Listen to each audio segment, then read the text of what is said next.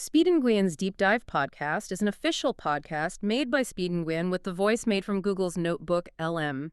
Do not reproduce our podcast without permissions from the owner. Welcome to the Speed and Gwien's Deep Dive podcast. I'm glad to be here. And wow, do we have a lot to cover today. We really do. I mean, imagine watching a superhero like a guy fully clad in an American flag fry, an innocent man alive with laser vision in broad daylight. Right in front of everyone. Exactly. The man's head is literally severed, blood is everywhere, and for a second there is just this dead silence. But then the crowd begins to cheer. They actually applaud.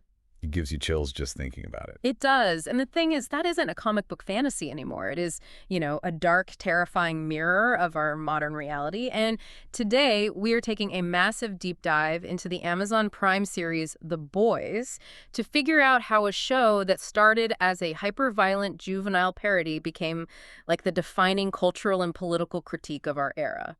It really is the definitive text on institutional decay right now.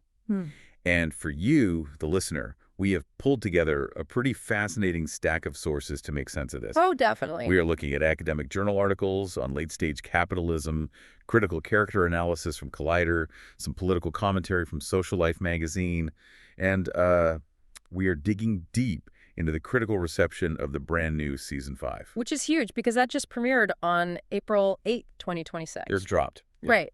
So our mission today is to really unpack that journey. How do you go from pure shock value to sophisticated satire? And maybe more importantly, what does this show reveal about you as a consumer of media and the reality you navigate every day? Because it definitely has a lot to say about the viewer. Oh, absolutely. But to understand where The Boys is in this brutal 5th season, we really have to look at its DNA first. Okay, let's unpack this. The original Garth Ennis comic book was essentially a sledgehammer. That's a good way to put it. Yeah, it was written to bluntly smash the shiny, optimistic veneer of DC and Marvel, relying heavily on absolute depravity to just get a reaction out of you. But the TV show, I'd argue the TV show operates like a surgical scalpel. That analogy hits the nail on the head, honestly. Mm-hmm. But we need to look at how that scalpel actually works in practice. Because the comic book really prioritized disgust. Just gross out moments, mostly. Right. It was a product of its time, just trying to shock you. But when showrunner Eric Kripke adapted it, he realized that simply showing superheroes doing gross things, it wasn't enough anymore. The culture had moved on. Exactly. Yeah. So the scalpel is how the show dissects the superhero myth to expose the diseased organs of our own celebrity culture. And corporate greed, hiding right underneath. A brilliant example of this, which was actually highlighted in our Collider source, is the adaptation of Compound V. Right, the serum that actually creates the superheroes, or soups, as they call them. Yeah. Now, in the comics, the vigilante group, the boys themselves, they inject themselves with Compound V almost immediately. Because they want to fight the soupies on equal footing, right? It just turns into superpowers, punching superpowers. Which is, fun to read, but narratively it's pretty shallow. The TV show writers made this phenomenal choice to delay that use of Compound V for years. Which changes everything. It really does. Yeah. By keeping the vigilantes strictly painfully human for so long, the dynamic fundamentally changes.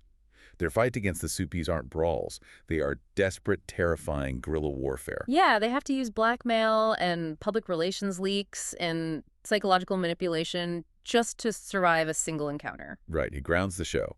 And that commitment to depth extends to the villains, too.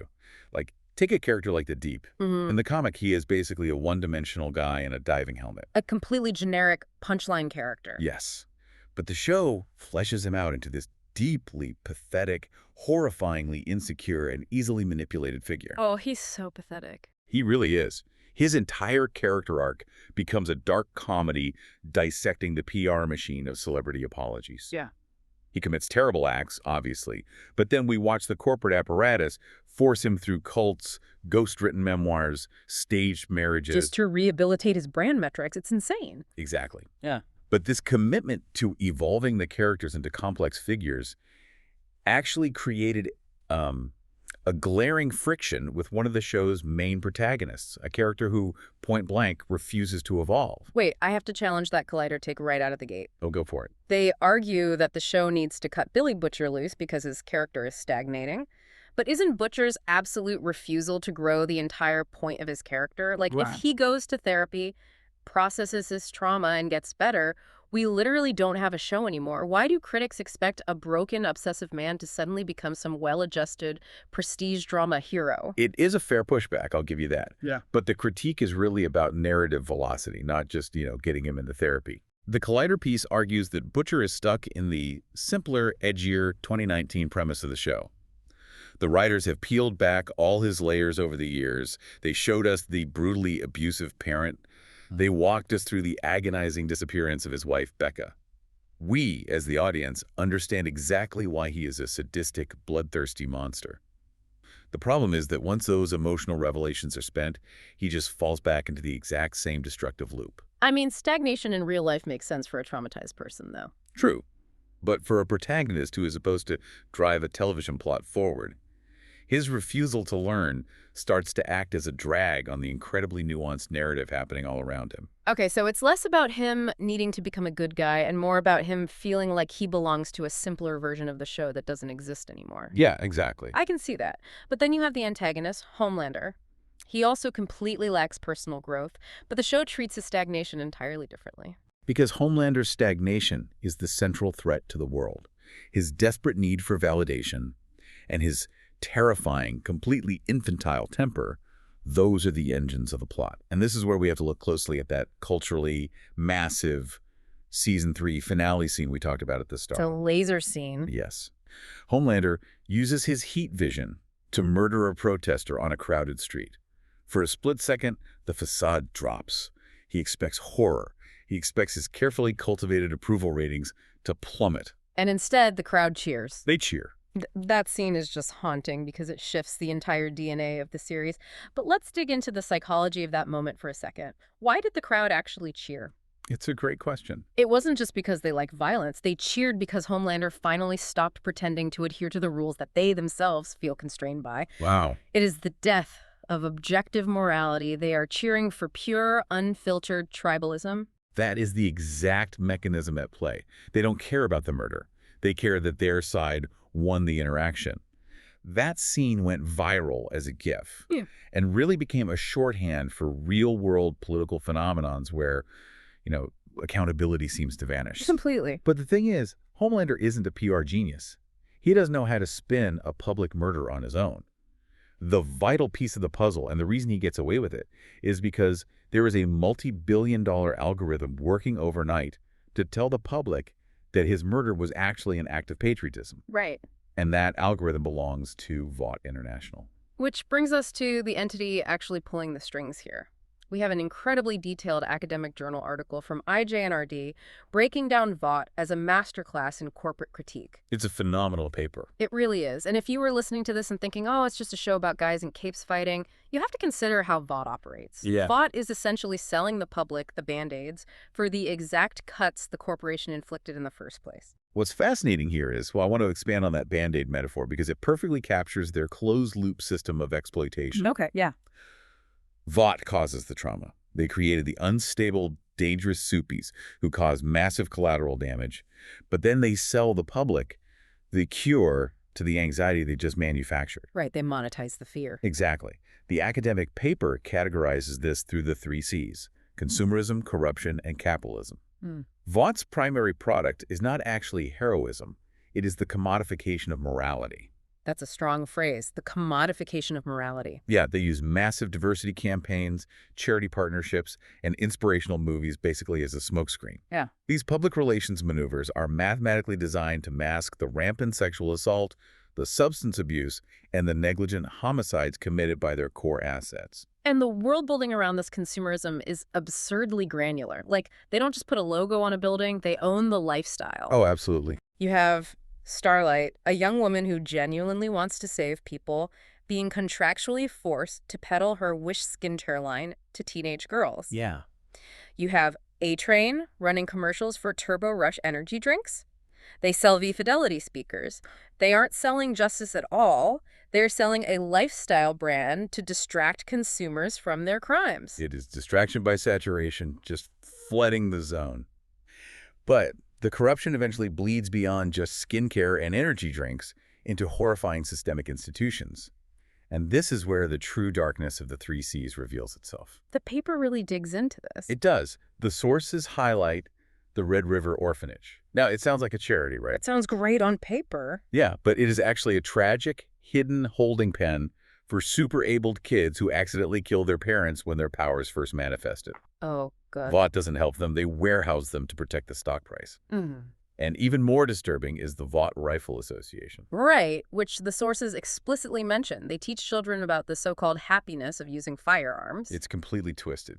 Think about the psychological conditioning there. They are aligning the public's mindset from childhood with Vaught's highly militarized, profitable goals. Because they control the news through the Vought News Network. They control the media through Vought Studios. They even control the audio you listen to through Voughtify. It's a complete monopoly. They own the entire reality their consumers live in, which means they dictate what is true and what is false. And when a corporation can dictate truth, the transition from corporate satire to political satire is entirely inevitable.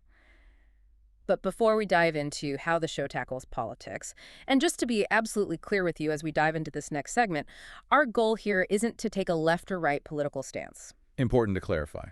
Very. And we are not endorsing the viewpoints of the show or the sources. We are purely and impartially analyzing how the writers used real-world political playbooks to build their fictional universe. That context is incredibly important, especially because the creators themselves were wrestling with this blurring of lines.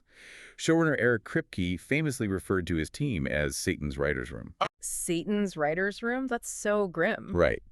He stated repeatedly that he didn't set out to predict anything. He just wanted to make a compelling show about corrupt superheroes. Right. But reality kept catching up to their scripts. Yeah.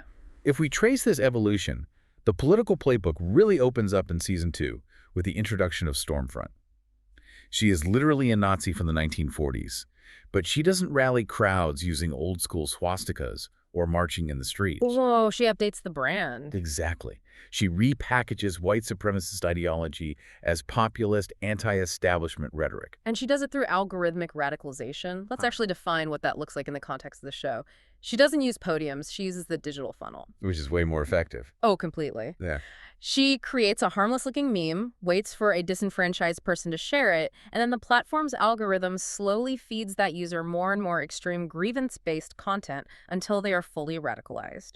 She weaponizes internet forums to build an army of angry, isolated people. It is a terrifyingly accurate depiction. The academic researchers studying online radicalization later validated that the exact mechanics depicted in Stormfront's storyline mirror how it happens in the real world. Wow. And by the time we get to Season 4, the show just abandons any subtlety regarding these political parallels. They push it to the absolute limit. You have Homelander's most devout supporters wearing red hats. You see the slogan, "Make America Superbelly," again displayed on screen. They even introduce a conspiracy-peddling media personality who spreads Pizzagate-style misinformation. Right. And for anyone unfamiliar with that term, it refers to absurd, easily debunkable internet conspiracies, usually involving secret cabals and hidden crimes that are peddled as truth until they somehow drive ordinary people to commit real-world acts of violence. Exactly. The show directly mirrors that pipeline. You also have a scene where billionaires gather at an elite private estate to casually discuss stacking the Supreme Court, ensuring the judicial branch serves their corporate interests instead of the law. It is a complete institutional capture. Which brings up the existential question critics were asking at the end of Season 4. Has reality outpaced fiction to the point where the satire is just acting as a documentary?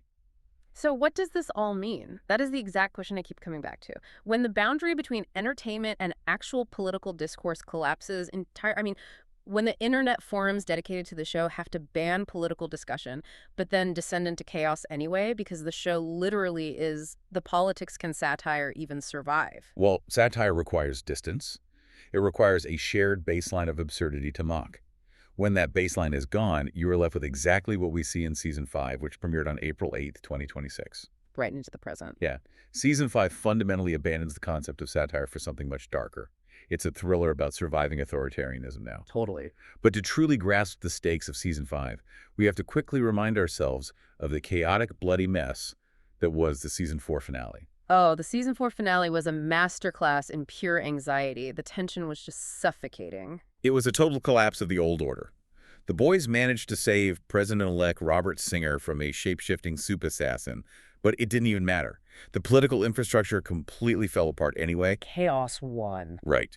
In a moment of sheer panic, Vought CEO Ashley Barrett injected herself with Compound V just to survive the purges Homelander was initiating within his own ranks. Hmm. But the ultimate shocker was Billy Butcher. Oh, Butcher. He is heavily mutated, dying, and suddenly wielding these terrifying new tentacle powers bursting from his chest. He rejects any form of compromise.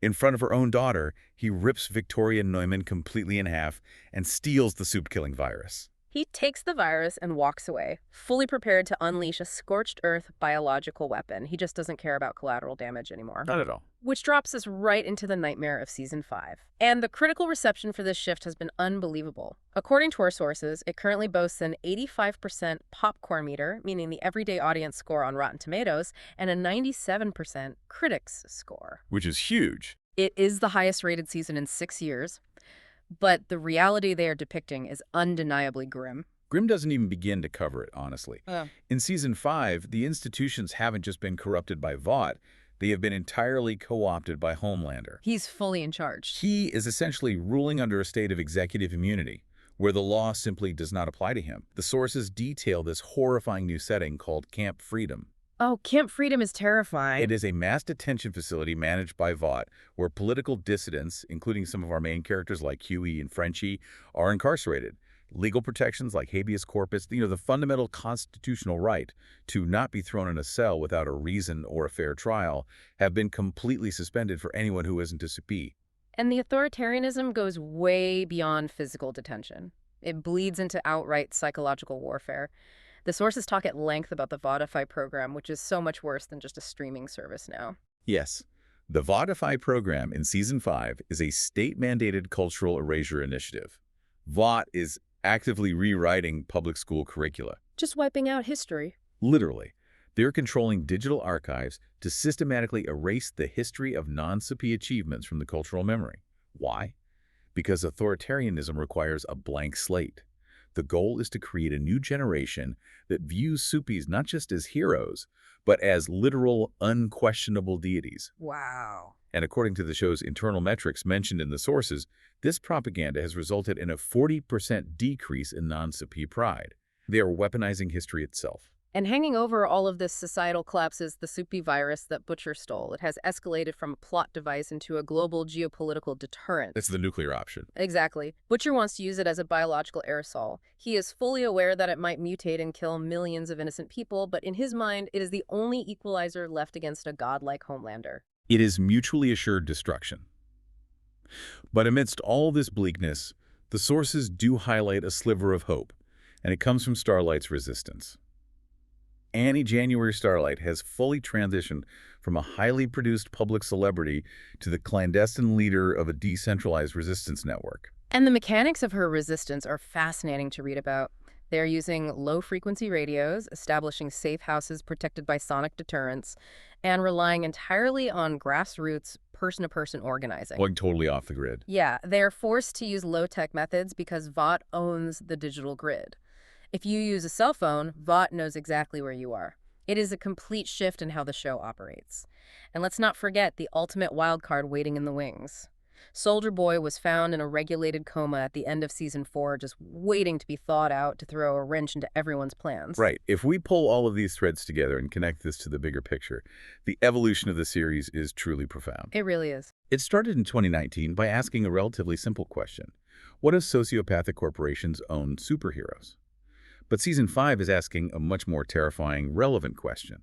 What do we do when the people with the most power face the absolute least accountability? Yeah. Showrunner Eric Kripke has said that Season 5 is a story about fighting fascism from the margins. It is no longer just a mirror reflecting corporate greed. It has positioned itself as a literal survival manual for authoritarian overreach. It is explicitly showing the audience the mechanics of how you maintain morale, how you protect communication, and how you organize when the state controls the entire information grid and has a monopoly on violence. Exactly, and this raises the most important point about the legacy of The Boys. The show remains the definitive critique of institutional decay. It meticulously dramatizes how power insulates itself, how it weaponizes pop culture to pacify the masses, and how incredibly fragile democratic norms are when faced with a charismatic, unstable executive who demands absolute loyalty. It's so fragile. It shows us that the most dangerous thing about immense wealth and unchecked power isn't the money or the laser vision. It is the total insulation from consequence. And as we watch these final episodes unspool over the coming weeks, it leaves you, the listener, with a really haunting concept to chew on. When a satirical piece of media perfectly predicts a dystopian future, does it lose its power to warn us, or does it simply become a historical record of exactly where we went wrong? Something to ponder as you tune into the finale. See you again in the next episode of this podcast.